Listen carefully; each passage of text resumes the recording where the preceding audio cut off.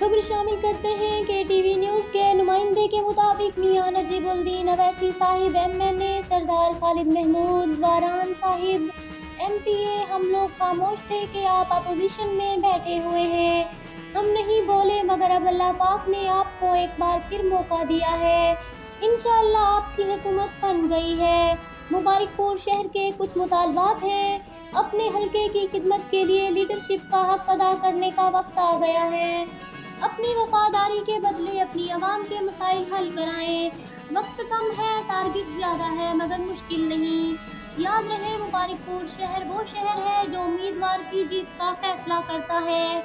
मुबारकपुर से नूरपुर के रोड की हालत आपके सामने है। इमरजेंसी वाले रास्ते में ही दम तोड़ जाते हैं।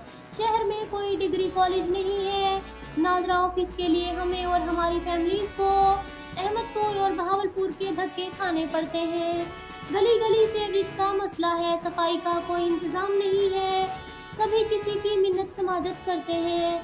मुबारकपुर के मरकजी ईदगाह में ना टफ टाइल है, ना ही कोई लाइट का सिस्टम है। रात को जनाजा आ जाए तो अल्लाह ही हाफिज है। मरकजी कब्रिस्तान में कोई लाइट का सिस्टम नहीं। ये मुबारकपुर के मसाइल हैं। वैसे तो बहुत है, फ़िलहाल अर्जेंट ये है, अगर आप सीरियस लें तो सब काम हो सकते हैं। 1.5 साल में सियासी हिसाब से लें तो फिर कभी भी नहीं हो सकते। जनाब टफ टाइल का प्रोजेक्ट जनाब ने दिया, जो आधा शहर अभी भी टफ टाइल से मरहूम है।